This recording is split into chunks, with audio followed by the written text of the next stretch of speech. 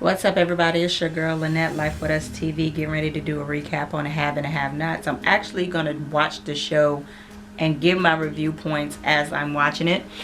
I have a missing edition, but he has some business to take care of.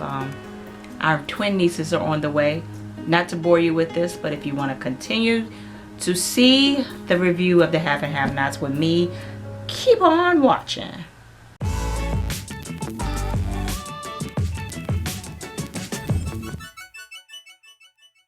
Alright, y'all, we start back off where we left off at, where Wyatt is in the kitchen.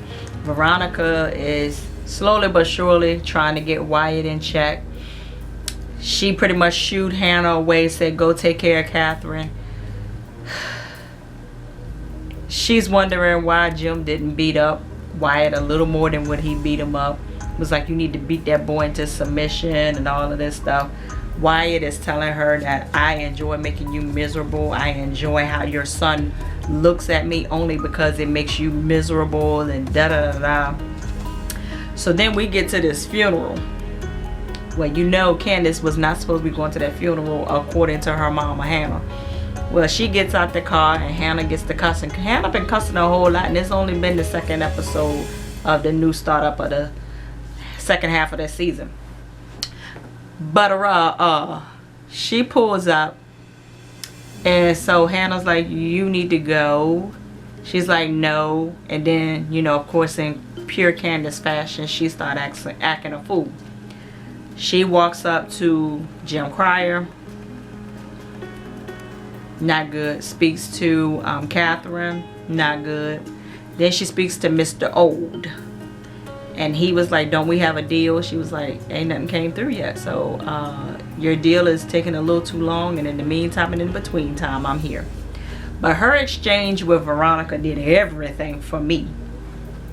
She was like, Veronica, you're aging, darling. Da da da da da. Get you some age appropriate lipstick. So Veronica was like, I wanted to try Hooker Red, but they said that you bought it all out. And Candace was like, yeah, and I use it daily. So yes, I did buy it all out. So she was like, yeah, they told me that you bought it all from the drugstore. And Candace was like, I sure did. So they was going back and forth about the house, and Candace was like, yeah, I heard about your little house situation. It's empty. And what's her name? Veronica, well, the Wicked Witch of the Dirty, Dirty South, was like, yeah, I wish you were in it, or I wish you were there. She was like, how do you not know I wasn't there? And I was like, oh my God. But did you catch that? I keep forgetting people's names tonight. Candace did the same little act that Veronica said she was going to do if her husband got burnt up in the fire. She was like, that's my friend. I said, what is this all about? But anyway, I guess the funeral is all over, whatever. Wyatt snaps at Candace when he sees Candace. And she goes over to the limousine where the family is in. Catherine Cryer rolls down the window. And this is where it's getting kind of wicked, because she rolled down the window. It was like, yeah, you are Amanda's friend. We're having a repast at the house. We invite you over. So then we go to the DA's office. Her boss is not pleased with her still investigating the Wyatt thing, because Wyatt confessed, but now Veronica is in it, and evidently this guy is scared to death of Veronica. He was like, these are the people that you don't want to mess with, which I agree. If you don't know what you're doing, don't mess with them. And he was like, in so many words, don't tell me nothing about this whole situation until you bring me the car. So the DA is pissed, which she should be pissed, but we will see. Right. Celine is at her house crying. Her son is like, what's going on? She's trying to lie. And the son was like, I saw your outfit, your uniform in the trash. She was like, no, that just means I'm trying to get a new outfit. You know, I need a new uniform or whatever. And he was like, did he fire you? She was like, he's just going through a lot. You know, your half-sister is being buried today. And he was like, give it up, Mom. That man does not love you. He married someone else. Move on. She ain't trying to hear it. She swears Jim still loves her. But we get over to the repast. And Maggie Day has met with a detective on the outside who has been following Veronica, who has now revealed the pictures of Veronica and Benny smooching and doing other things in the husband's truck. So now Maggie is like, continue to follow him or whatever. So the guy was like, it's extra $200 because it's the hood. I'm like, he's cheap. But they go back on the inside. Melissa shows up. Have y'all noticed that all the vehicles have been black, but now she shows up in a silver, I think it's a Ford Taurus. And Veronica's like, oh, you okay? You look sad. Is it Jeffrey? And she was like, no. So somebody said, where's Jeffrey? And somebody said, well, he's with Landon. So she said, well, that means we need to go get him. So of course, David catches on to what Veronica's doing. And she's like, go screw Maggie Day. Again, the smoke last night wasn't enough for you, and da da da da da. So then we get over into the kitchen where this plate that's in front of Wyatt is disturbing me, because it's cookies and I think it's brownie bites, but they look like turds. I'm just saying. But he's sitting there.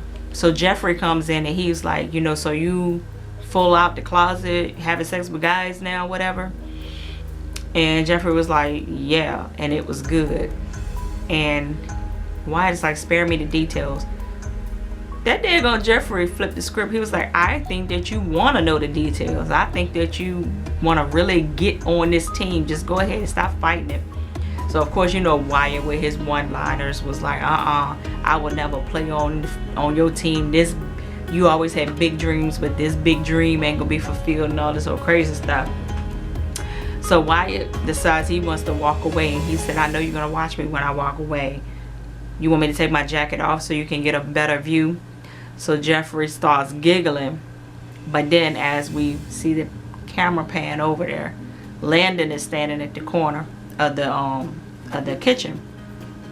So Wyatt says, hey, here's your perv. That daggone Landon don't reveal that when him and Jeffrey was doing their thing that he was saying, why?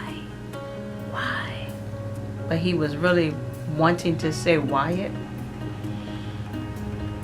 So Landon was like, give it up. That boy is 100% straight. He's into boobs and butt. He does not want you. Melissa comes in there with his mother. And Jeffrey he's finally saying more than one-liners. He was like, get out of here. And Melissa's like, I'm gonna be in the other room. He was like, didn't I tell you get your A out of here? Da, da, da, da. I'm like, this is a new Jeffrey and I'm liking him. And his dad was like, in so many words, you just need to live your life, son. And he was telling Landon don't leave the room because Veronica wanted him to leave. And Landon was like, I'm not gonna be in this pathetic chess game with y'all. I'm out, in so many words. So I don't know if Melissa left yet or not, because Jeffrey told her to get the heck up out of there, but I don't know. Y'all, So, Maggie Dave done pretty much planted the seed in David's head of where's your truck. David hadn't even thought of his truck. But I thought she was gonna show David the pictures, but she didn't. But she has admitted that she sees David, she wants to be with David, but she realizes that David loves his wife. Well, everybody sees that. He likes Cocoa Puffs. I mean, but that was about it. But she, like David said, you don't plant seeds, you drop bombs. She dropped a bomb, but she will not tell it. So we're gonna continue to watch and see. Y'all, Candace done came to the house for the repast, and Melissa and Jeffrey is on their way out the door because Jeffrey done put her out again because she did not leave the last time. So I told you I didn't know she had left. She didn't.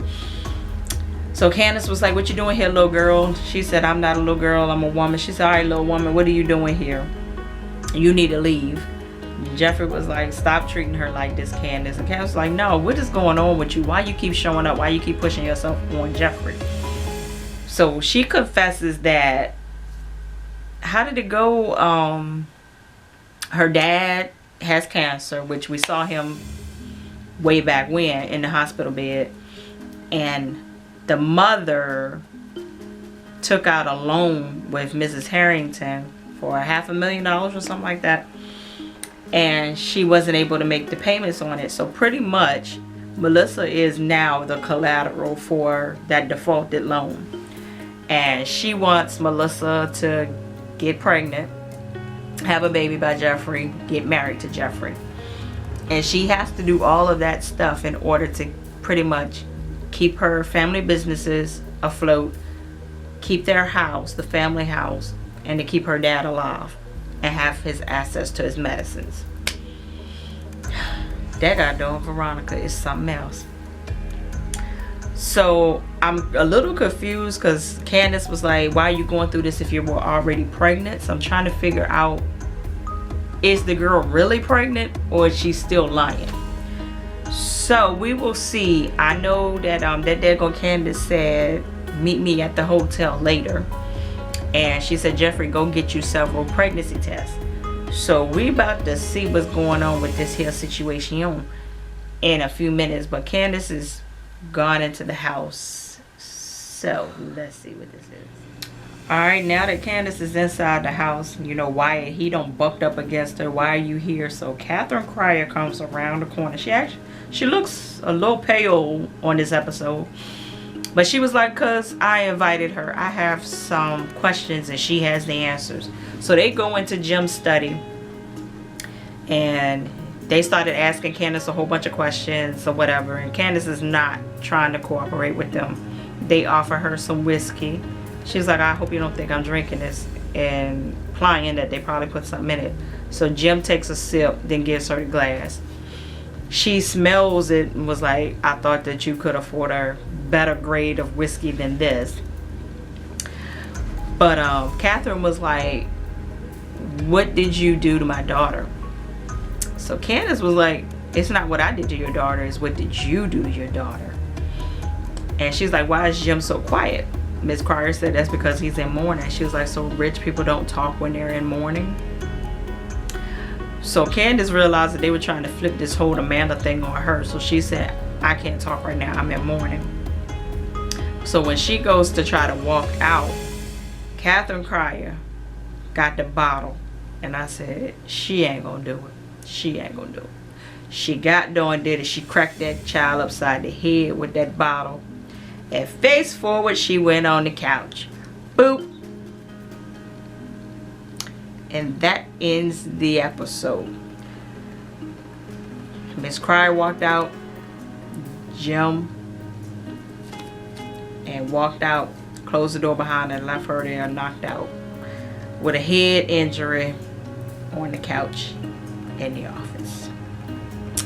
So now that concludes my recap of the Have and Have-Nots. Hope you all enjoyed it. Next week I will have my co-partner back with me. Until next time, you guys, from the Dirty Dirty South. 2 up, 2 down, holla. Don't forget to like, share, subscribe. And go over, as I always say after each video, go over to the Jedi and watch his Have and Have-Nots review and recap. And I will see you all next week.